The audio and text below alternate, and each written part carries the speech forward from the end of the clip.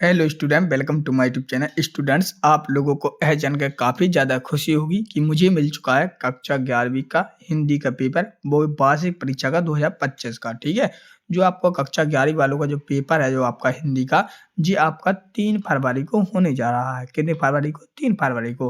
तो 3 फरवरी के लिए ये पेपर काफ़ी ज़्यादा महत्वपूर्ण होने वाला है, क्योंकि आप में इसमें very very most important question दिए गए हैं, जो आपके पेपर में काफ़ी ज़्यादा आने की संभावना रहेगी। ठीक है, तो जैसा कि आप लोगों को सभी को पता है कि जी आपका जो पूर्णांक रहेगा वो 80 नंबर का रहेगा और यहाँ पे आपका जो समय है वो 3 घंटे में दिया गया है। तो 3 घंटे में आपको 80 नंबर का पूरा पेपर करना है और जो टोटल क्वेश्चन है वो 23 दिए गए हैं। ठीक है, तो यहाँ पे आपको रोल नंबर डाल देना है, यहाँ पे ये आपका पेपर कोड दिया गया है।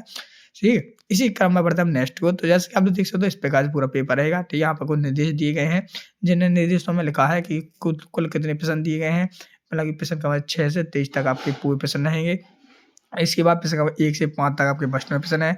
प्रश्न क्रमांक 6 से 17 तक आपके आपके 2 अंक के प्रश्न है। इस प्रकार से आपके सामने यहाँ पर पूरे यहाँ पर नंबर डिवाइड किए गए हैं कि कौन से प्रश्न से कितने नंबर दिए गए हैं। तो सर्वप्रथम रहेंगे आप लोग सामने यहाँ पर सही विकल्प, तो हम लोग सही विकल्प से ही स्टार्ट करेंगे और हम फिर इस प्रकार से रिक्त स्थान करेंगे, फिर हम सही जोड़ी करेंगे, साथ ही साथ एक वाक्य उत्तर पर क्वेश्चन आंसर भी पूरी तरह से करेंगे। डेफिनेटली हम लोग इस पेपर को पूरा ही समझ के जाएंगे, ताकि आप लोगों को यह भी पता लगे कि हम पे कितना बन रहा है, कितना नहीं बना। तो चलिए शुरू करते हैं सही विकल्प से। तो जैसा कि आप लोग यहाँ पर देख सकते हो, सर्वप्रथम आप लोग सामने सही विकल्प दिए गए हैं, जो कि आपके सामने यहाँ पे 6 नंबर में दिए गए हैं। प्रत्येक विकल्प आपका 1 नंबर का होने वाला है। तो जैसे कि पहले यहाँ पर पहला प्रश्न लिखा है, रचना के अनुसार वाक्य के भेद होते हैं। जो रचना के अनुसार पूछा गया यहाँ पे, तो रचना के अनुसार वाक्य के कितने भेद होते हैं?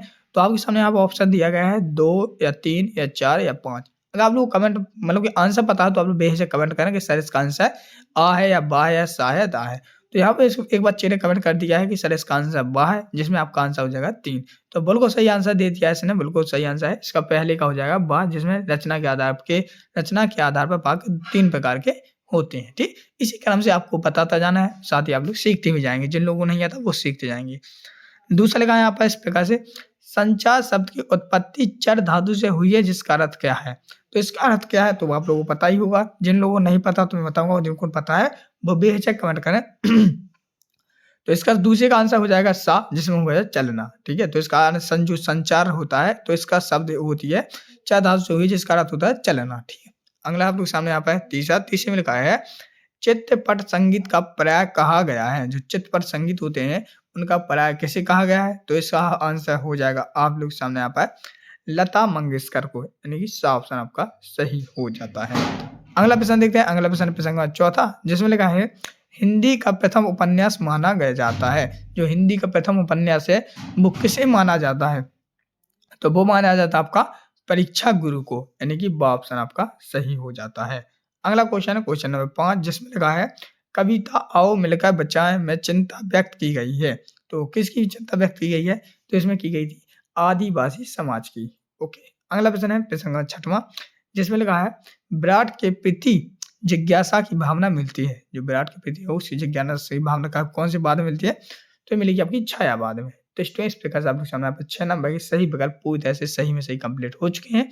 हम लोग करेंगे क्या? रिक्त स्थानों की पूर्ति। तो रिक्त स्थान भी देखते हैं, तो रिक्त स्थान भी आपके 6 नंबर के हैं। कितने नंबर के? 6 नंबर के। जी आपके यहाँ पर रिक्त स्थान। ठीक, तो रिक्त स्थान में पहला देखते हैं। पहले में लिखा है, आदि कवि वाल्मीकि कृत रामायण के एक हैं। तो क्या है जी? तो इसमें हो जाएगा महाकाव्य। तो ये क्या रामायण? एक महाकाव्य है। ठीक, दूसरा क्या है? डारी नितांत रचना है। जो डारी नितांत रचना है वो क्या है? तो वह व्यक्तित्व। ठीक, व्यक्तित्व। तीसरा लगा, भारतीय संगीत में मुख्य वाद्य रहा है। तो भारतीय संगीत में मुख्य वाद्य रहा क्या?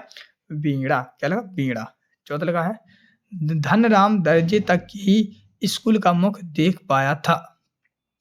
तो इसका हो जाएगा तीसरी। पांचवा दिया है, गीत फरोश कविता के रचयिता हैं। तो गीत फरोश कविता को रचयिता है, तो इसमें आ जाएगा भवानी प्रसाद मिश्र। और छठवां लगा, राजनीतिज्ञ जनता को बड़े बड़े दिखाते हैं। तो राजनीति क्या दिखाते हैं? सपने दिखाते हैं, सभी लोग को पता है। तो इस क्रम में हमने आपके सामने यहाँ पर लिख देता हूँ, पूरी आप लोग सामने यहाँ पर सही में सही आंसर बता दिए हैं। अगला क्वेश्चन देखते हैं। अगला क्वेश्चन आप लोग सामने यहाँ पर सही जोड़ियां, तो सही जोड़ियां भी आपके सामने यहाँ पर 7 नंबर में दी गई हैं। तो चलिए हम सही जोड़ी मिला दें। जैसे यहाँ पर लगा भाव पल्लवन, तो भाव पल्लवन का आंसर मिलाएंगे आप लोग विस्तार से। ठीक, फिर लगा संक्षेपण भाव, तो इसका मिलाएंगे आप लोग दूसरे मिलाएंगे ददभुज से, जिसमें आ जाएगा पूर्णता यहाँ पे जिससे मिलाएंगे तो इसमें आ जाएगा पूर्णता, संस्कृतता, स्पष्टता और शुद्धता। विविधता रस का सही भाव क्या होता है? तो विविधता का सभी को पता है क्या हो जाएगा, इसमें हो जाएगा आप लोग सामने तीसरे का हो जाएगा ई, बड़े ई, जिसमें आ जाएगा जुगपस्या, विविधता रस का जुगपस्या। आपका जितने भी ये 10 है, 10 रस के स्थायी भाव होते हैं और 10 को आपको सीख ही जाना है डेफिनेटली। अगला प्रश्न चौथा, मानव विज्ञान से संबंधित रचना है। तो मानव ज्ञान से संबंधित रचना है तो इसमें आ जाएगा आपका अनुपम मिश्र की। इसमें हाँ चौथे का हो जाएगा, एक मिनट बेटा, चौथे का हो जाए इससे होना आपका सा वाले से, जिसमें आएगा विश्व ज्ञान कोश। राजस्थान की रजत बूंदें हैं तो ये हो जाएगा आपका अनुपम मिश्र से, ये वाला। गलता लोहा, तो ये आपका छठवां। तो गलता लोहा की मिलान आपको किससे? आ से, जिसमें हो जाएगा शेखर जोशी। मतलब इनके पाठ का नाम है गलता लोहा, जो लेखक हैं शेखर जोशी। हे भूख मत चल मचल, हे भूख मत मचल, तो इसमें हो जाएगा प्रश्न है अक्का देवी, क्या है? अक्क महादेवी। तो ये आपका ई वाले से है। तो स्टूडेंट इस प्रकार से आपके सामने यहाँ पर सही जुड़ी पूरी तरह से कंप्लीट हो गई हैं। हम लोग करेंगे क्या? सतासद। तो ये रहे आप लोग सामने आप सतासद। चलिए इनको ही करते हैं। तो पहला लगा है ही, तो, भी, तक आदि निपात शब्द है। तो क्या ये शब्द जैसे ही है, तो है, भी है, तक है, ये क्या निपात शब्द है? तो हाँ है, ये सारे निपात शब्द है, तो सत हो जाएगा। दूसरा लगा गजल का अंतिम शेर मक्ता कहलाता है। तो दूसरे का हो जाएगा सत, क्या हो जाएगा? सत, हाँ कहलाता है। डाली नितांत अंतरंग रचना है, तो तीसरे का भी हो जाएगा क्या? सत्र। चलेगा भारतीय संगीत स्वर, ताल, राग और काल से संबंधित है। तो ये भी हो जाएगा आप लोग यहाँ पे क्या? सत। कृष्णा सोबती ने देशभक्ति से संबंधित कहानियां लिखी। तो ये भी 5 हो जाएगा असत। धनराम कुशाग्र बुद्धि का बालक था। तो ये हो जाएगा असत। तो स्टूडेंट इस प्रकार से आप लोग सामने यहाँ पर 4 सत 2 सत है, पूरी तरह से आप लोग सामने 7 शब्द कंप्लीट हुए हैं। हम लोग करेंगे एक शब्द एक वाक्य उत्तर। तो स्टूडेंट ये रहे एक शब्द एक वाक्य उत्तर, ये भी आपके सामने 7 नंबर में दिए गए हैं। तो हम चलिए इनके आंसर देख लेते हैं। तो इनके आंसर देखने से पहले हम लोग सामने यहाँ पे एक खुशखबरी दे दूं। कक्षा 11वीं वाले जितने भी स्टूडेंट वीडियो को इस यहाँ तक देखें, जितने भी स्टूडेंट इस वीडियो को यहाँ तक देखें हैं, बेटा सभी लोगों से अनुरोध है कि चैनल को सब्सक्राइब कर लें। देखो सब्सक्राइब करने से बेटा यही फायदा होगा, जिस प्रकार से मैं आपके सामने आपका हिंदी का पूरा पेपर समझा रहा हूँ, इसी प्रकार के आपको पूरे पेपर समझाऊंगा, चाहे वो आर्ट वाले स्टूडेंट हो, चाहे मैथ वाले हो, चाहे बायो वाले, चाहे कॉमर्स, किसी भी सब्जेक्ट के हो, सभी पेपर लाऊंगा। इससे आपकी क्या होगी? पूरी तैयारी हो जाएगी और आप लोग पेपर देने जाए तो आपको किसी भी घबराहट ना होगी, क्योंकि आप लोग पहली बार कक्षा 11 पढ़ रहे हैं, तो आपको लगता है कि हमारा पेपर किस प्रकार से आएगा, कैसा आएगा, सरल आएगा ना, तो बिल्कुल ही सरल आते हैं। आपको बस ओनली का समझना है, तो मैं समझाने के लिए है। तो यहाँ पर बहुत से लोगों ने कर लिया था, अगर आप लोगों ने नहीं किया है तो कर लेना, ठीक है। तो यहाँ पर भैया ने हमने कर लिया है। तो पहला प्रश्न था 2 या 2 से अधिक व्यक्तियों के बीच होने वाला संभाषण क्या कहलाता है? तो संभाषण कहलाता है क्या? संवाद। तो पहले का आंसर लेंगे हम लोग संवाद। संवाद ऐसे लिखना आपको, ठीक है, संवाद। फिर आपके सामने यहाँ पर दूसरा जो है रूला छंद में अति कहाँ होती है? तो आपको लिखना है 11 और 13 मात्राओं पे। तो ऐसा लिखना आपको 11 और 13 मात्राओं तो लिखो मात्राओं पर, ठीक। तीसरा काव्य के कितने भेद होते हैं? तो काव्य के 2 भेद होते हैं। फिर चौथा देखते हैं, चौथे में लिखा है कंपनी उम्मीदवार को किसके आधार पर चुनती है? तो आप लोग ना है उसके स्वयं के आधार पर, स्वयं यहाँ पर स्वयं वो का व्रंत के आधार पर, ठीक, ये हो जाएगा। 5वां देखिए, 5 में लगा है अजंता की दीवारों पर बने चित्रों को किसने बनाया? तो इसमें हो जाएगा भारतवासी। किसने बनाया? भारतवासी, ठीक, भारतवासी ने। 6वां देखते हैं, 6वां लगा है दूसरी बार लॉर्ड कर्जन के भारत आने से कौन प्रसन्न ना थे? तो 6वें का हो जाएगा भारतवासी। कौन प्रसन्न नहीं थे? तो भारतवासी। तो 6वें का लगना आपको भारतवासी। 7वां जगनिक द्वारा रचित कृति का क्या नाम है?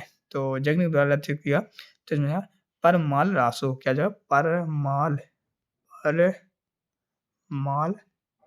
रासो। ओके, इस प्रकार से आप लोग सामने यहाँ पर एक शब्द एक वाक्य उत्तर पूरी तरह से कंप्लीट हो जाते हैं। चलिए अब हम लोग करेंगे क्या, प्रश्न क्रमांक 6 से, जिसमें रहेंगे आप लोग सामने यहाँ पर प्रश्न क्रमांक 6 से रहेंगे 2-2 नंबर के, ठीक है। प्रश्न क्रमांक 6 से 2-2 नंबर, फिर 3-3 नंबर के। तो जैसे कि आप लोग देख सकते हो प्रश्न क्रमांक 6 में लिखा है यहाँ पर भारत युग की 2 प्रवृत्तियाँ लिखिए, या अथवा लिखा है प्रगतिवादी कविता की कोई 2 विशेषताएँ लिखिए। तो देखो इन 2 में से हमको कोई एक करना है। अधिकांशतः लोग क्या करते हैं, कभी-कभी दोनों ही कर देते हैं, अथवा वाला भी कर देते हो, प्रश्न वाला। तो हमको ऐसा नहीं करना है, क्योंकि नंबर तो हमको 2 ही मिलने वाले हैं। तो जितना प्रश्न में पूछा गया उतना ही लिखना, ज़्यादा बड़ा भी नहीं लिखना। 2-2 नंबर में तो छोटे-छोटे लिख सकते हो। तो यहाँ पर भारत की 2 प्रवृत्तियाँ होंगी, 2 ही पूछी गई तो 2 ही लिखना है, 4 नहीं लिख देना है। यहाँ पर जैसे कविता की 2 विशेषता पूछी गई तो 2 ही लिखना, क्योंकि 2 नंबर में है तो 1-1 2 विशेषता लेंगे तो 1 ही नंबर मिल जाएगा। तो ऐसे लिखना आपको, ठीक है। इसी प्रकार से जी पूरे पूरे आप लोग सामने प्रश्न दिए हैं। अब इन प्रश्नों के उत्तर मैं आप लोग सामने यहाँ पे बताऊँगा, क्योंकि मैं आपको आधा-अधूरा पेपर नहीं बताऊँगा, पूरा का पूरा पेपर दूँगा। तो चलिए हम लोग इसके पूरे आंसर भी देख लेते हैं, ताकि आपको किसी पे कन्फ्यूजन ना रहे, हैं? और आप लोग इसको पूरी तरह से अच्छे से समझ सकें। तो चलिए इसका आंसर भी देख लेते हैं। तो इसका आंसर रहेंगे हम लोग सामने यहाँ से प्रश्न क्रमांक 6 से देखेंगे। जैसे पहला प्रश्न क्रमांक 6 का आंसर लिखा भारत युग की 2 प्रवृत्ति है। तो चलिए इसका आंसर देखते हैं। तो स्टूडेंट ये रहे आप लोग सामने यहाँ पे प्रश्न नंबर 6, जिसमें लिखा है भारत युग की 2 प्रवृत्तियाँ बताइए। तो पहले प्रवृत्ति लिखेंगे अपन, भारत युग में देशोद्धार, राष्ट्र प्रेम, अतीत गरिमा आदि विषयों की ओर ध्यान दिया गया है। इस युग की रचनाओं में प्रवृत्ति का यथार्थ चित्रण परिलक्षित हुआ है। तो पहली प्रवृत्ति जो हुई, दूसरी जो हुई। फिर भी मैंने आपको याद करने के लिए 2 शब्द भी बताया है, जिसमें लिखा प्रगतिवादी कविता की 4 विशेषता लिखिए। तो इसका आंसर लेंगे उत्तर 2 लिखी थी प्रश्न में, 2 लिखी, 4 नहीं 2 है। तो पहले लिखेंगे प्रगतिवादी कविता में दीनहीन, श्रमिक तथा पद दलित मानव का सचिव चित्रण है, और दूसरे लिखेंगे मजदूरों के शोषण के प्रति विद्रोह के स्वर है।